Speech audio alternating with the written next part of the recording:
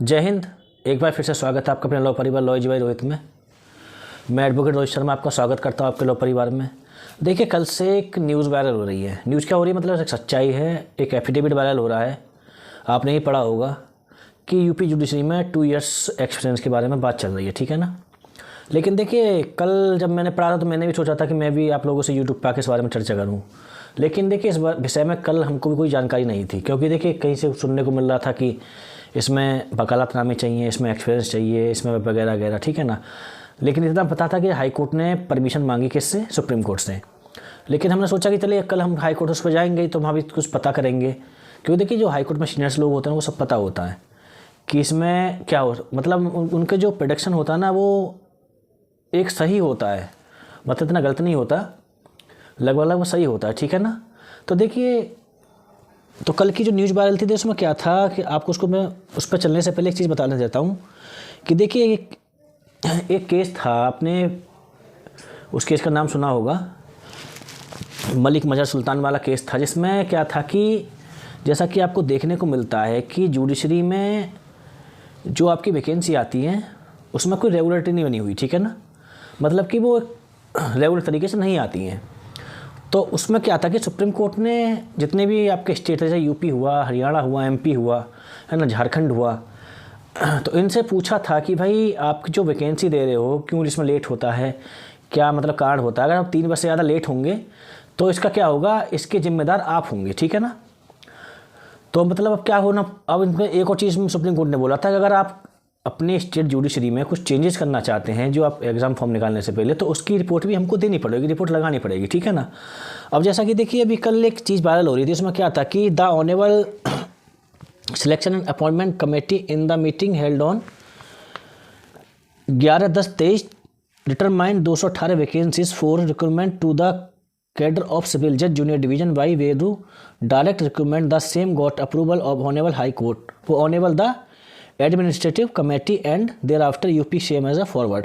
तो इसमें बताया गया था कि देखिए 11/23 को एक मीटिंग हुई थी, ठीक है ना, जिसमें बताया गया था कि 218 पद हमारे पास हैं, ठीक है ना। लेकिन उसके बाद क्या होता है कि इसमें बताया गया नीचे, देखिए नीचे क्या है, notify by the UP service commission Prayagraj due to some queries raise by the government of UP and UP public service commission date 18/11/23 however the जो एट था of the same has still not been notified, यानी कि ये vacancy notified नहीं हो पाई किसी reason के कारण। रीजन क्या था, तो इसमें बताया गया कि देखिए जो हॉरिजॉन्टल आपका रिजर्वेशन था, जैसा कि आपको पता होगा कि जो वैकेंसी नोटिफाइड नहीं हो पाई थी, जो 218 पे जो कमेटी बैठी थी, है ना, इसमें बताया गया कि वो उत्तर प्रदेश आयोग के द्वारा वो नोटिफाई नहीं करी गई। क्यों नहीं करी गई, उसमें एक रिजर्वेशन का मतलब एक बात फंसी हुई थी। कौन सा, जो आपका दिव्यांगजनों का जो रिजर्वेशन था 4% उसके बारे में कि उनको रिजर्वेशन कैसे दिया जाएगा, ठीक है ना। तो उसके चक्कर में ये चीज़ें फंसी हुई थी। अब देखिए इसके बाद क्या होता है कि उसके बाद अब देखिए रिपोर्ट जब सुप्रीम कोर्ट में उन्होंने लगाई है, क्योंकि इनमें सुप्रीम कोर्ट ने बोला था कि आप कोई भी सिलेबस चेंज करेंगे या कोई चेंजिंग लाएंगे तो उसके लिए आपको हमारे पास रिपोर्ट लगानी पड़ेगी, ठीक है ना। हमसे पहले पूछना पड़ेगा कि आप इसमें क्या कर रहे हैं। अगर आप वैकेंसी लेट करते हैं, अगर आपकी वैकेंसी रेगुलर नहीं आ रही है, ये भी आपको बताना पड़ेगा कि आपकी वैकेंसी क्यों लेट हो रही है। तो ये सब रिपोर्ट आपको लगानी पड़ेंगे, मजहर सुल्तान वाले केस में बताया गया, ठीक है। तो देखिए यहाँ पर क्या था, अब यहाँ पर इन्होंने एक एफिडेविट लगाया, क्या लगाया, इट में आल्सो भी state here that the honourable supreme court while considering the queries the rise of the matter of I number जो भी था ऑल इंडिया जज association and other union of India has proposed that the order of have better candidates appearing in the examination, यानी कि better candidate को exam में appearing के लिए इन्होंने एक मांग करी। क्या मांग करी, इन्होंने एक तरह से परमिशन मांगी है, मिनिमम 2 इयर्स प्रैक्टिस में बी इंट्रोड्यूस्ड, ठीक है ना। यानी कि सुप्रीम कोर्ट से इन्होंने क्या मांगा है, परमिशन मांगी है कि 2 साल का हम एक्सपीरियंस इसमें इंट्रोड्यूस करें, ठीक है। देखिए इसने परमिशन मांगी है, ना कि लागू किया है, ठीक है ना। अब सुप्रीम कोर्ट के ऊपर निर्भर करता है कि वो चीज़ को मंजूर करते हैं कि उसका परमिशन देते हैं कि नहीं देते हैं, ठीक है ना। इस बारे में भी हम बात करेंगे, ठीक है। सबसे पहले देखिए मैं बता दूँ आपको, जैसा कि आपने भी एमपी में जुडिशरी में देखा होगा कि वहाँ 3 ईयर्स का आपका एक्सपीरियंस मांगा था, जब वकालतनामे मांगे थे आपके 6 के हिसाब से पर ईयर या 70%। लेकिन देखिए उसको सुप्रीम कोर्ट ने नकारा नहीं, लेकिन उसमें क्या किया कि आपके एग्जाम फॉर्म भरवा दिए गए, लेकिन उस पर अभी भी कार्रवाई चालू है। ठीक है, अब जैसे हाई कोर्ट आज हम भी सुबह गए थे तो हमने भी कुछ लोगों से बात करी, जैसे हमारी कार्यकारिणी होती है या जो हमारे सीनियर्स थे, जो हमारे सीनियर्स हैं उनको भी देखिए कम से कम 28 से 30 साल का एक्सपीरियंस है प्रैक्टिस करने का हाई कोर्ट में, तो उनसे भी हमने जानकारी ली थी। तो उन्होंने हमसे एक बात बोला था कि देखिए आपके जूनियर डिवीज़न की भर्ती है, या कि एचजीएस की भर्ती नहीं है, ठीक है ना।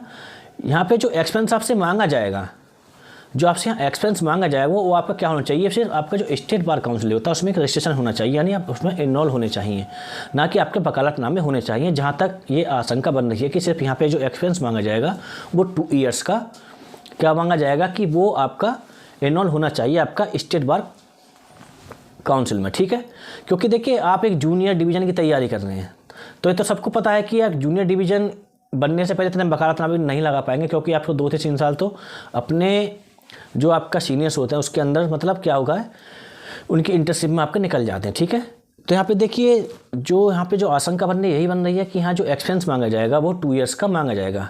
दूसरी बात, अभी देखिए डिपेंड करता है सुप्रीम कोर्ट के ऊपर। कुछ लोग ये भी कह रहे हैं कि देखिए हो सकता है कि इस वैकेंसी में 2 ईयर्स का एक्सपेंस ना जोड़ा जाए, लेकिन आगे जोड़ दिया जाए। लेकिन आप इस बात के लिए आश्वस्त रहिए कि आने वाली नेक्स्ट वैकेंसियों में सिर्फ वही लोग एग्ज़ाम फॉर्म भर पाएंगे जो लोग रेगुलर प्रैक्टिस करते हैं। ठीक है ना, एक तरह से आपके लिए वार्निंग भी है। हो सकता है कि इस वैकेंसी में आपको ये छूट प्रदान कर दे, ना भरवाए। अगर दे भी देगा तो हो सकता है कि सिर्फ आपसे इनरोल मांग ले कि आपका इनरोल बार काउंसलिंग में होना चाहिए। ठीक है ना, हो सकता है वकालतनामा ना मांगे लेकिन आने वाली नेक्स्ट वैकेंसियों में 100% श्योर गारंटी है कि सिर्फ वही कैंडिडेट आपका फॉर्म भर पाएंगे जो लोग रेगुलर प्रैक्टिस में रह रहे हैं। ठीक है ना, क्योंकि यहाँ पर साफ साफ मांगा गया है कि 2 ईयर्स प्रैक्टिस किसके लिए, मतलब बेटर कैंडिडेट के लिए। बेटर कैंडिडेट मतलब एक होनहार हमें मतलब जो छात्र नहीं मिल पा रहे हैं उसके लिए हम 2 साल का एक्सपेंस जोड़ना चाहते हैं। ठीक है, अब देखिए यहाँ पे एक पहलू पर विचार करिए। पहला पहलू क्या है कि मान लीजिए हाई कोर्ट, अपने आप एमपी में देखा हो, जब एमपी ने ये चीज़ लागू करी तो लोग सुप्रीम कोर्ट पहुँच गए। ठीक है, पिटिशन दायर किया, हमारे सुप्रीम कोर्ट ने क्या किया, उस पर कोई एक्शन ले लिया। ठीक है, लेकिन अगर यहाँ पे मान लीजिए बाई चांस सुप्रीम कोर्ट यहाँ पे 2 ईयर्स का एक्सपीरियंस लागू कर परमिशन दे देती है, लागू कर देती है, तो आप आप सुप्रीम कोर्ट में पिटीशन नहीं डाल सकते हैं। क्यों? क्योंकि आपका जो पिटीशन करने का जो अधिकार था उसको ये परमिशन मांग के ख़त्म कर दे रहे हैं। ठीक है ना, क्योंकि आप कल को जाएंगे तो सुप्रीम कोर्ट में तो हाई कोर्ट बोल देगा कि हमने आपसे परमिशन मांगी थी, तो आप इसमें चेंज कैसे कर सकते हैं। तो आपका जो आपके पास एक लड़ने का जो अधिकार था कि पिटीशन डाल देंगे तो उसको करवा लेंगे, तो वो भी ये यहाँ पे छीन लेगा, क्योंकि ये पूरी तैयारी के साथ, क्योंकि उसको मालूम है कि मैं अपनी फजीलत क्यों कराऊं। मान लीजिए मैं 2 ईयर्स का जोड़ के वैकेंसी लागू कर देता हूं तो सुप्रीम कोर्ट जाएगा, सुप्रीम कोर्ट के द्वारा उस पर कोई भी एक्शन लिया जाएगा, फजीयत हमारी होगी।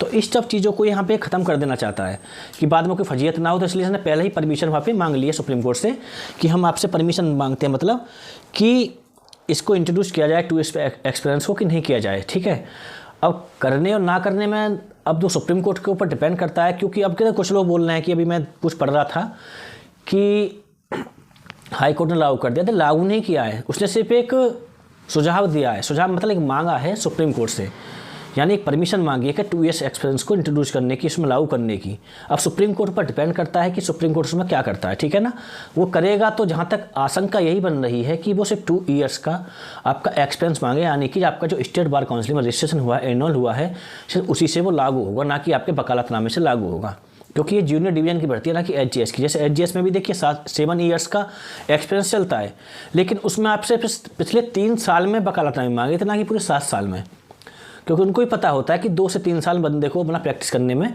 सीखने में, इंटर्नशिप करने में, जूनियरशिप करने में निकल जाते हैं। तो शुरुआत से अपने वकालतनामे नहीं लगा सकता है, लेकिन उसके बाद 3 या 4 साल के सीखने के बाद अपने वकालतनामे लगा सकता है, लेकिन जूनियर डिवीजन में तो नहीं लगा सकता, क्योंकि जो 2 से 3 साल तो उसको सीखने में निकल जाएंगे। इतना समय उसके पास भी नहीं है कि वो जाते ही अपने वकालतनामा लगा के प्रैक्टिस चालू कर देगा। ठीक है ना, तो मेरा कहने का यही मतलब है, देखिए जो बच्चे अब तक अपना स्टेट बार काउंसिल में इनरोल नहीं करवाए उनको करवा लेना चाहिए। जैसे कि बहुत बच्चे हैं मेरे साथ के बताता हूँ, जैसे 2020-21 में जो लॉ फाइनल किए हैं, 19 में किए हैं, तो उन लोगों को वो लोग अभी तक अपना स्टेट बार में रजिस्ट्रेशन नहीं कराए हैं। ठीक है ना, क्योंकि देखिए आने वाली अब सभी वैकेंसियों में यही होने वाला है कि जो लोग रेगुलर प्रैक्टिस में रहेंगे सिर्फ वही लोग जुडिशरी का फॉर्म भर पाएंगे। अब ये नहीं होगा कि आप सिर्फ लॉ के आज सीधा आपने लॉ जाके जुडिशरी का फॉर्म भर दिया। जैसे झारखंड में से रजिस्ट्रेशन मांगता है, ठीक है ना, लेकिन आशंका ये बन रही है कि 2 ईयर्स का लागू हो सकता है, वो भी एक्सपीरियंस से। और लेकिन एक आशंका ये भी बन रही है कि हो सकता है कि इस वैकेंसी में आपको छूट दे दी जाए, लेकिन नेक्स्ट वैकेंसी से आपका 2 ईयर्स का एक्सपीरियंस कंपलसरी लागू होगा। एक तरह से वार्निंग के तौर पर लिया जा रहा है, ठीक है ना। तो देखिए अभी ये लागू तो नहीं हुआ है, अब सुप्रीम कोर्ट का देखते हैं इसमें क्या ऑर्डर आता है, क्या वो परमिशन देता है कि नहीं देता है, वो तो मालूम पड़ेगा।